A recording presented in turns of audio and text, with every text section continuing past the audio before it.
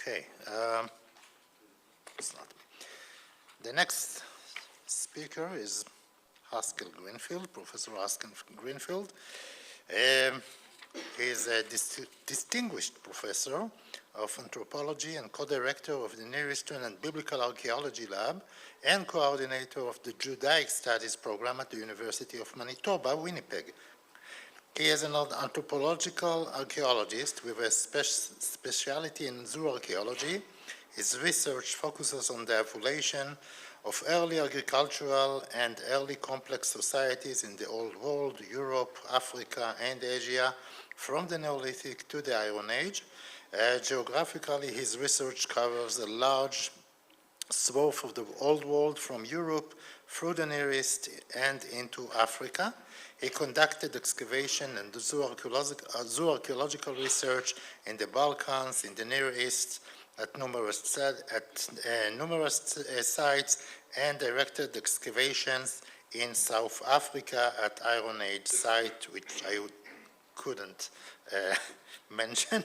He recently co-directed the excavation of the early Bronze Age city at Tel Shiloh, where I met him and collaborate with him, with Professor Aharon at Bar-Ilan University, and he is currently analyzing the fauna from Tel El-Hammam, Tel Beit Shemesh, Tel Beit Mirsim, Tel Shiloh, and Tel Jericho, and conducting isotope analysis of an animal remains to reconstruct provisioning systems and mobility during the Bronze and Iron Ages.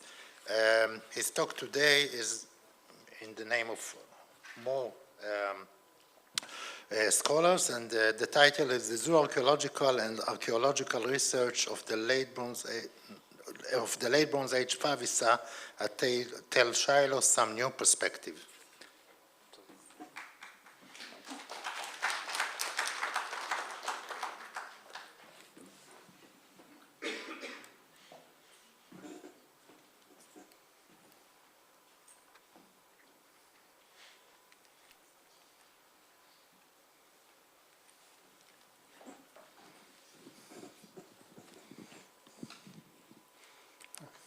Thank you, everybody, for coming today and for being here. It's great it's for me and my wife and family. It's a very special occasion.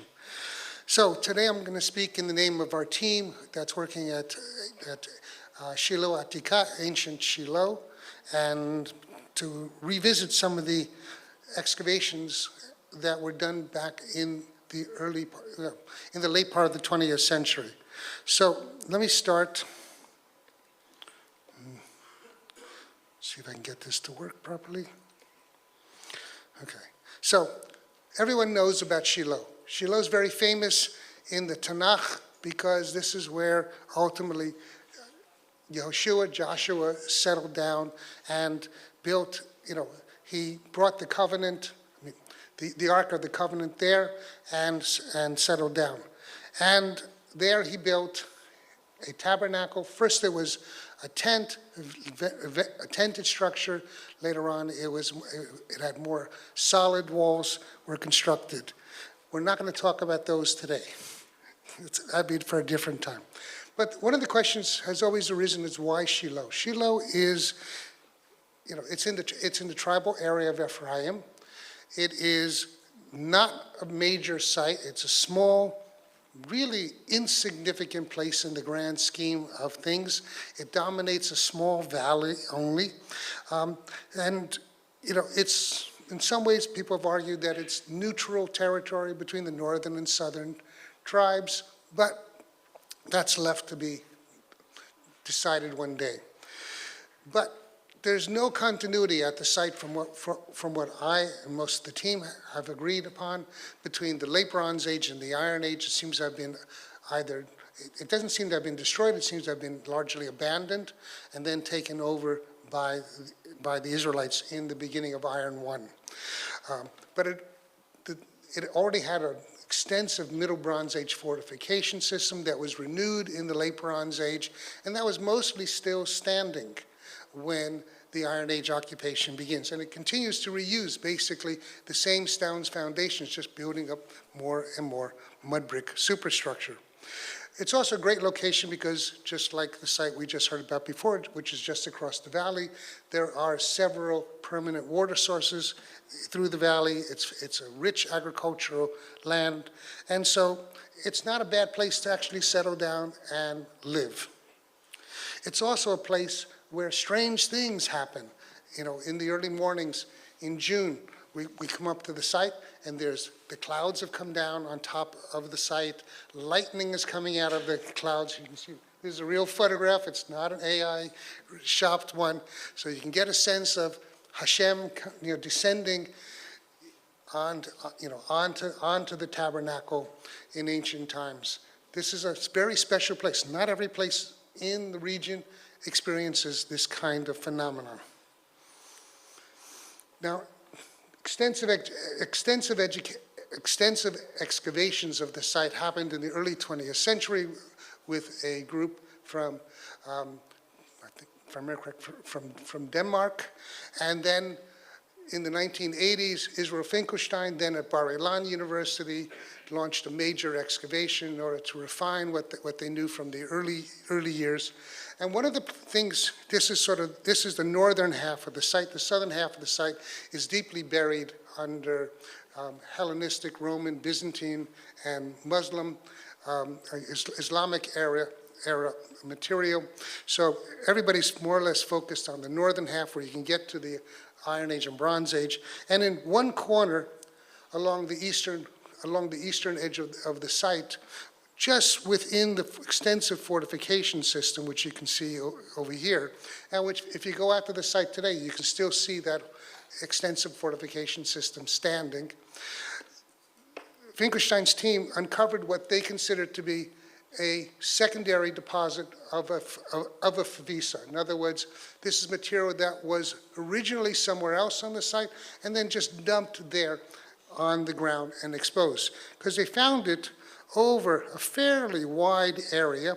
Here's the wall, for example, and they found ash and favissa material, large quantities of restorable vessels, tons of animal bones, even a gold object, all of this, but they didn't notice if there's a pit or anything. They just thought it was all dumped behind the fortification wall. Now, in 2020, beginning in 2022, and continue for the past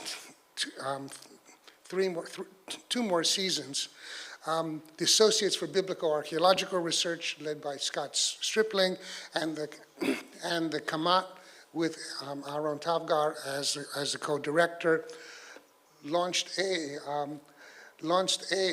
what I call a rescue excavation of the Favissa area. Sorry. It's because all the balks, all the trenches were left open since the 1980s, and the rains have begun to degrade the whole area, and so they launched an excavation in order to establish what is preserved and how to conserve it. And every year they spend a great deal of time doing conservation. Excuse me one second.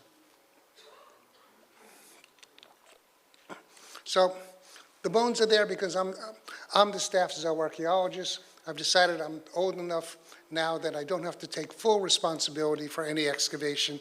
I can enjoy just doing my real love, which is bones.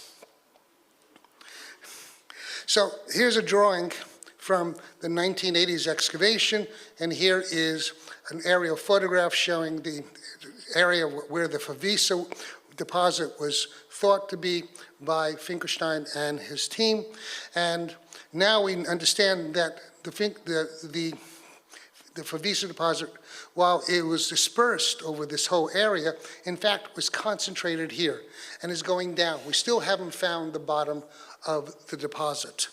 And it seems now we've been able to isolate what seems to be a deep pit that it was part of, and all these silos that you see, these Iron Age silos all over through, basically Swiss cheese the area.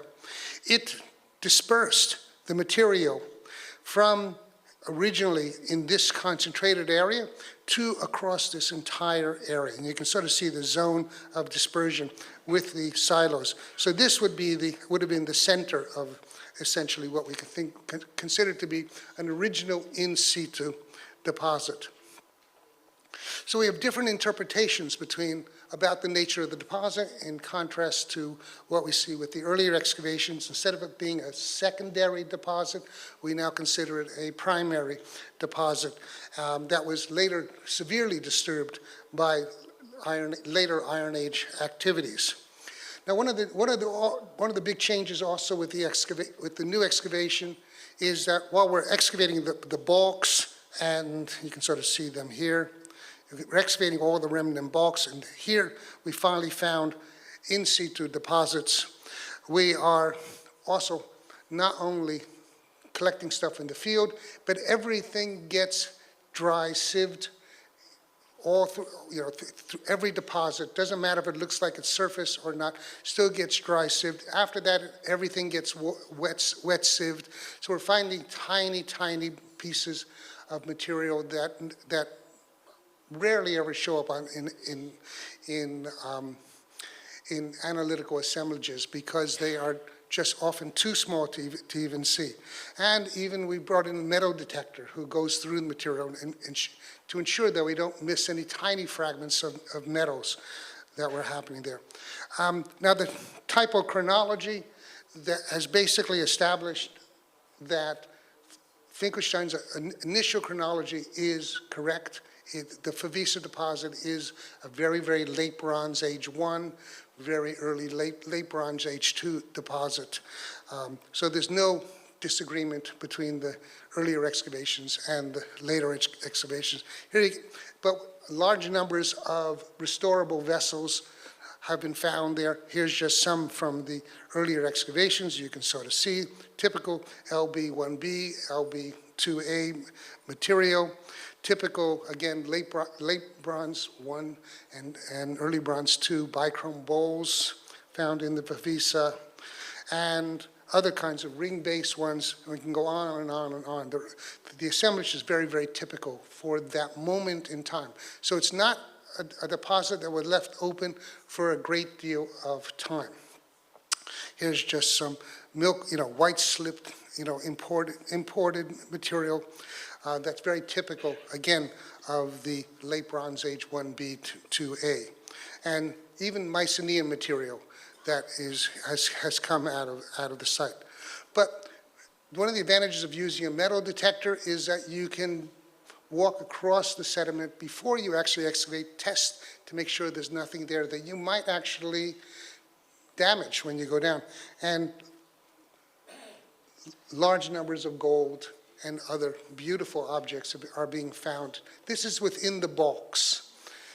Only one of those pieces was found by Finkelstein's excavations. We found a half dozen more of them, and we expect more to be found as we go down. So you have little stars, little rings, some kind of, I can't remember what this one is, and faces, little miniature spoons, and beautiful gold objects like this. So I was told to put up the request no pictures because it's not yet published. So everybody should please be understanding. Whether this represents a deity or a person, I leave it to everyone's imagination. So that's sort of the archaeological part. I'm now going to talk about the zoological part. So what can animal bones tell us about ritual deposits?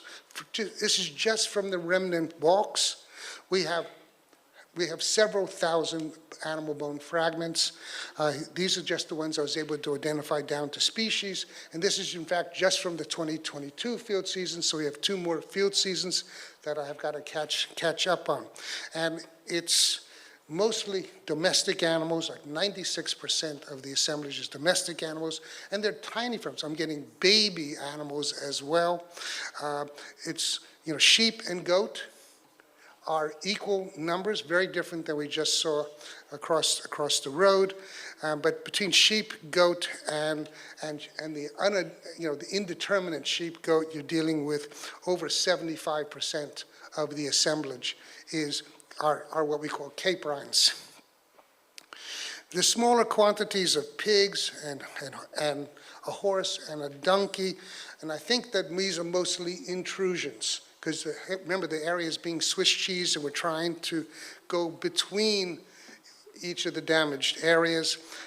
There's very few wild animals, like basically one fallow deer, one gazelle, one boar. Any of these could easily be intrusions as well. Now, when you look at the sex distribution of the major domestic animals, it actually becomes more interesting, because what you can see is that it's mostly females, about 60%, and 40% males. So it's very different than we see, for example, in the Tanakh in terms of the preference for young males to be sacrificed. They're sacrificing, females more than males.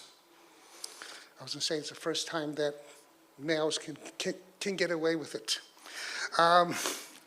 Age distribution also is interesting when you start looking at this, because and I've highlighted where you find the highest frequencies for each of these species. Cattle, 81% are adults.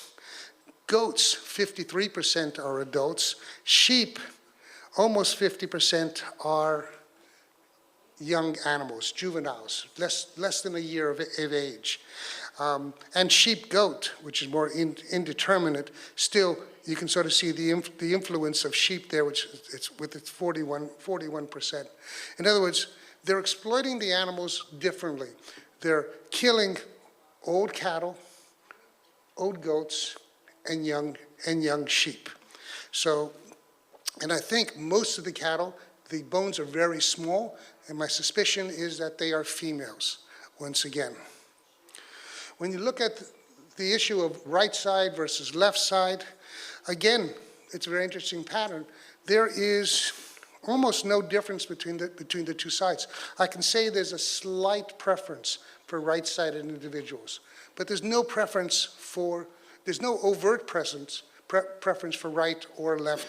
And this is within this, what I would consider to be the statistical realm of variation, of normal variation. And then if you look at body part distributions, which body parts, and in the Jewish world we have a preference for the four quarters of the animal. Well, we don't see that. In fact, the dominant ones for cattle are crania. And then for goats, it's 41%, sheep 38% these are all distal limbs. Distal limbs are the hands and feet. So there's not much of a pattern that seems to match what we would see as leading down to the traditions out of the Jewish world. Same thing with burning or cooking bones. I like using the term cooking because it's more than burning. We have burnt and we have boiled bones that we've been able to establish. About 35% have been visibly cooked, which leaves about 65% not visibly cooked. And you have to ask if it's a ritual pit where they're doing sacrifices, burning the animals. Well, there should be lots of burnt bone. Well, if you put an animal on a fire, on a spit, and everybody I'm sure has seen barbecues, only the bones sticking out of the meat will show any sign of burning. So you're automatic, so a lot of the bones won't look burnt, even though they've been roasted over fire, because they're within the meat still. And that's probably what we're seeing here as well. So how do the finds from the Favissa relate to, say, biblical practices from the Iron Age and later? Well, the faunal remains do not match what we see in Israelite times. There's no statistically clear preference or indication of right side or left side. There's slightly more right than left, but very slightly. There's no preference for young animals. For example, there are lots of old goats and old cattle. So if you can just imagine how tough the meat would be eating an old goat. There's no preference for medial upper limbs, what we call proximal limbs. Most of them are distal limbs, the hands and feet. There's occasional non-kosher animals present, but these may also be explained as intrusions. The Canaanites clearly have different sacrificial regulations than we see in later periods in the regions. The animal remains from the Favissa do not support assumptions based on later ritual texts of any kind of ritual or cultural continuity. And they also don't seem to match what we see in other regions of the Near East. If you want to find out more about those, ask my wife. She'll tell you. Conclusions. What looks to be special archaeologically may not look special in terms of the animal distributions, but you have to really look at them. You have to separate the sheep from the goat. You have to look at the age and sex distributions of sheep and goats separately, not as sheep-goat.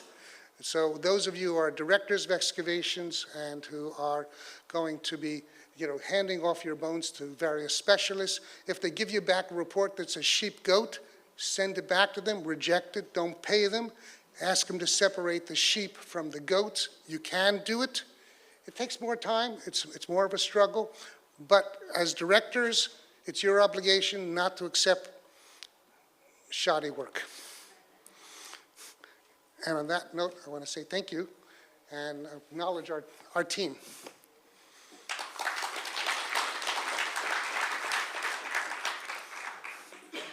Thank you, Haskel. Questions? I have a question. You said that it's not comparable to Iron Age or to Israelite Iron Age Celtic practice. How about Canaanite Late Bronze Age? Well, let's see. Part of the problem now with comparing it to previously excavated and analyzed assemblages is that the recovery method for most excavations, earlier excavations, makes the assemblages not comparable. Unless you're dry sieving at least everything and wet sieving a lot of it, you're gonna bias the assemblage in favor of older animals, bigger older animals, and so you're gonna miss all the small young animals unless you're doing that. So that's one of the problems when making comparisons. So we don't have a lot of assemblages yet from the time period that are analyzed that way. I know one assemblage, but you can talk to your wife. Tell my wife, yeah, that's it. Okay, any other questions? Okay, so thank you. Thank you.